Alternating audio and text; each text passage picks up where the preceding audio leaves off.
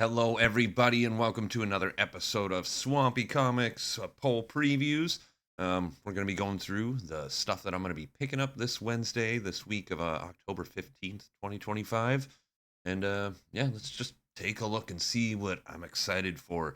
First up, we got Absolute Flash. This is written by Jeff Lemire with art by Travis Moore and colors by Adriano Lucas. In this issue, it looks like we're getting kind of the backstory of Barry Allen and Eleanor Thawne in the Absolute Universe, finding some more secrets about what Fort Fox is doing with this project that kind of killed Barry and took hold of Wally. And yeah, I mean, I'm just excited. There's not a lot to say about this one. Um, just that we're gonna get some answers. We're gonna get some more things fleshed out, and the Flash book. It just gets better and better, and I'm really excited. I can't wait. This went from one of my least favorite Absolute titles to, I mean, tied for third place basically with a bunch of other ones. So yeah, really enjoying Absolute Flash. I can't wait to continue this story. But next up, we got Batman Superman World's Finest, number 44. This is written by Mark Waid with art by Lucas Meyer, as well as words by Mark Russell and colors by Rain Barreto. Looks like we're heading back into a little more single issue territory with this one. The Bizarro World storyline wrapped up last issue, and we got Supergirl and Robin teaming up for a little road trip. This series continues to impress. This is going to be a little more of a low key issue, I'm sure. But I mean, I'm a big Supergirl fan. I love this series, so this issue has a lot in it for me. Yeah, Batman, Superman, World's Finest, a comic I didn't think I would be buying earlier this year, and here I am waiting for it month after month. A lot of fun to be had here. But not too much to say. I'm just excited for it. But next up, a book with a little more to.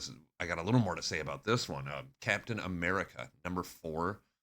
This is written by Chip Zdarsky with art by Valerio Schiti, colors by Frank Martin, and letters by Joe Caramagna.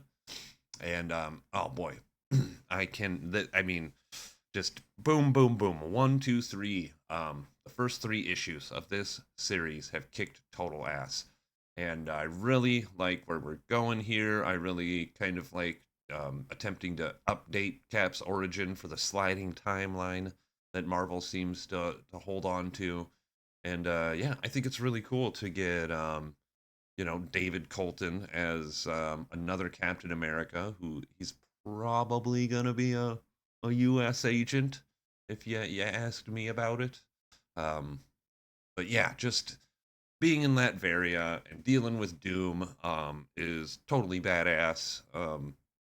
Just getting a non-Emperor Doom as a villain in a story is super cool right now, and I really like this, and I can't wait to learn more about David and his history and see what led him to be just kind of a jerk.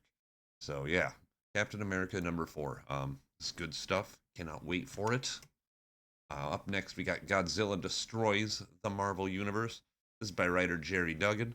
Art was done by Paco Medina and Javier Garron. The colorist is Jesus Abertov, and letters by Travis Lanham. This continues on with the fun, just dessert style comic books that I really like. Anytime somebody kills or destroys some sort of comic book universe, you'll usually find me there reading it. And this one I've been loving. This is Godzilla Destroys the Marvel Universe is foregoing any grimness or anything for just completely balls out wacky superhero fun. Like last issue, we saw Wolverine turned into a Scrooge, like a drill by Magneto in order to drill into the middle of Godzilla. And that didn't take old Gojira out. So, I'm wondering how Wakanda's going to fare now that Godzilla's shown up on the shores of Wakanda. This will be pretty cool. This is a whole lot of fun, and yeah, I'm hyped. I'm hyped.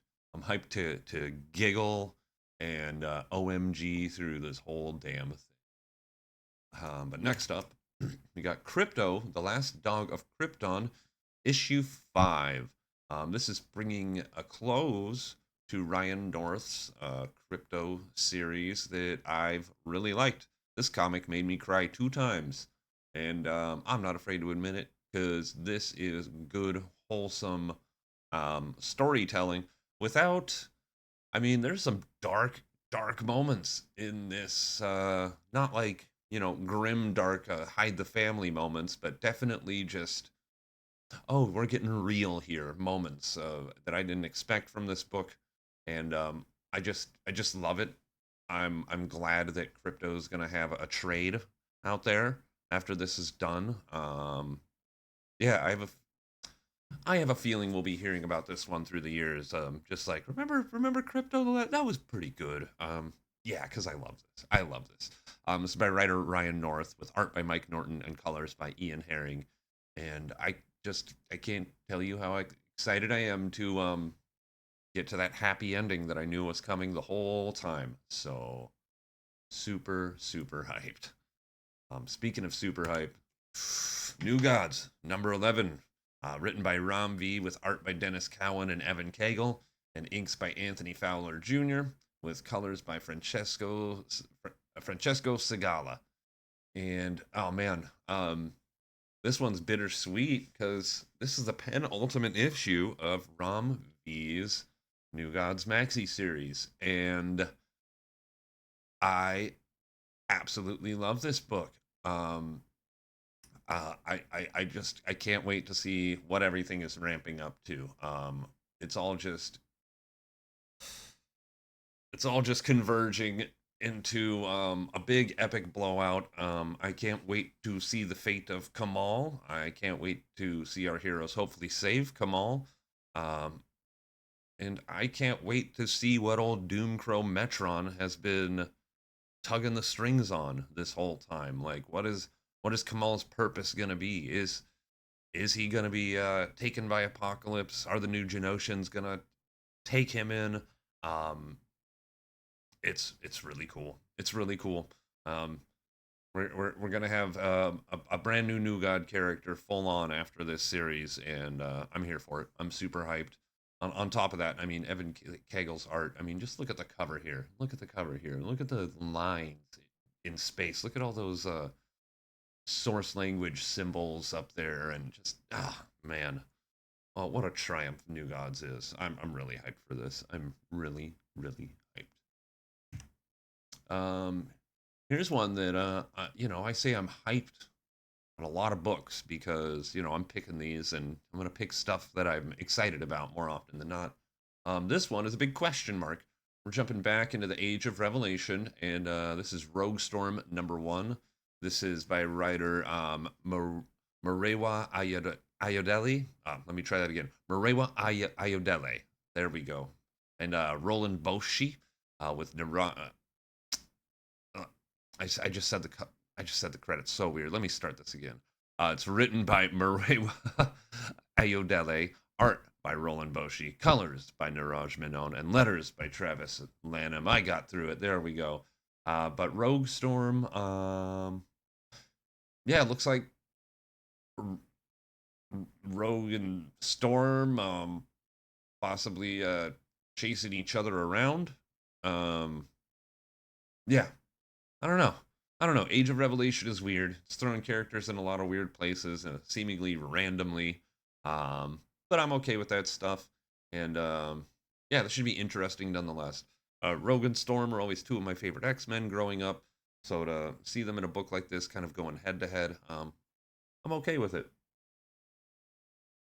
And especially since the Age of Revelation, it just seems like an excuse to just have a bunch of characters have slightly different powers or go off in ways that are uncharacteristic, and I don't know, I'm kind of here for it. But you know last week's Age of Revelation, I didn't review all of them, but I did read all of them, and that was a mixed bag for sure.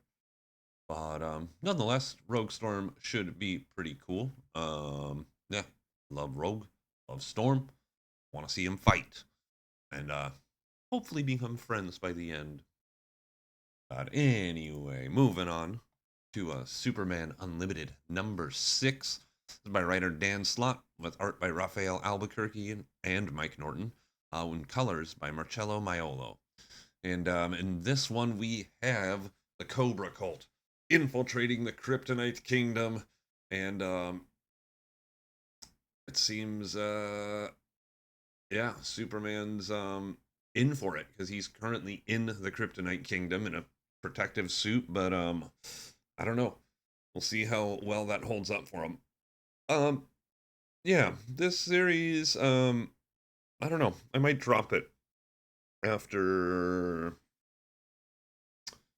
I mean, I like it, but it's just there's a lot coming out that I want to try out and stuff that I know I'm going to be into, especially with all the New York Comic Con announcements. And I'm finding myself needing to shave my weekly polls down. And unfortunately, Superman Unlimited is on the chopping block, despite it being a pretty good series. But I just feel like I'm getting more out of Action Comics, mainline Superman, and Absolute Superman, and so yeah. But nonetheless, I'm excited to read this issue, and who knows, maybe this is the issue that makes me say, "Oh, whoops, I was wrong. I'm sticking with this one." So hopefully that's the case, because I have been enjoying this series, but it's not one that's makes me excited or anything. But really quality team behind it, real good work, and yeah, I'm just with reading so many Superman books, I've found myself becoming a little picky about it. But nonetheless, I will pick up issue 6 and see where we go from here. Um, Next up, we got Titans #28. This is a book I've never bought an issue of that wasn't a foil solo cover of Cyborg on it. Um, Titans is written by John Lanham, or sorry, John Layman, with art by Pete Woods. And I'm buying this because it's a DCKO. This is the first issue that takes place after DCKO issue 1, technically in the story order here. And we got the Titans along with Mr. Terrific helping evacuate and keep safe the people of Earth as the heart of apocalypse erupts from within. And this should be pretty cool. I'm semi familiar with the Titans. Like I kind of know who some of these characters are as people, but others are lost to me. But yeah, anything DCKO, I'm gonna be buying because this is the type of crazy nonsense that I read comics for. Not everything has to be a Rom V or an Alan Moore book. Sometimes we just need to have a bunch of goofy ass fun and blow something off in an epic proportion, and that's what DCKO is providing us. Therefore, I will be buying every tie-in, and yeah, excited to see how the Titans help us fair, unpowered people of Earth in this situation. Last up, we got Unbreakable X-Men #1. This is by writer Gail Simone, legendary writer Gail Simone. Art by Lucas Wernick and letters by Clayton Cowles. In this issue, it seems like, judging by the cover here, we're dealing with a blind Gambit, possibly. Um, I I read the description and it doesn't make any sense to me. But yeah, um, it's an Age of Revelation book, so I'm going to be checking it out. I am checking them all out this week, but I'm just not reviewing all of them. But yeah, we got a bunch of characters here. It looks like I'm not familiar with, like Ransom, Temper, Dome. Um, but we got Gambit and Spider Girl, who I'm familiar with. Supporting role from Namor and Rogue. This should be interesting. Gambit's cool.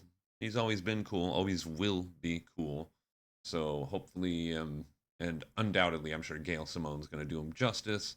Um, she's one of those writers, much like Mark Waid or for me, Scott Snyder, where they write a thing and I'm just like, oh no, I know I'm gonna like that.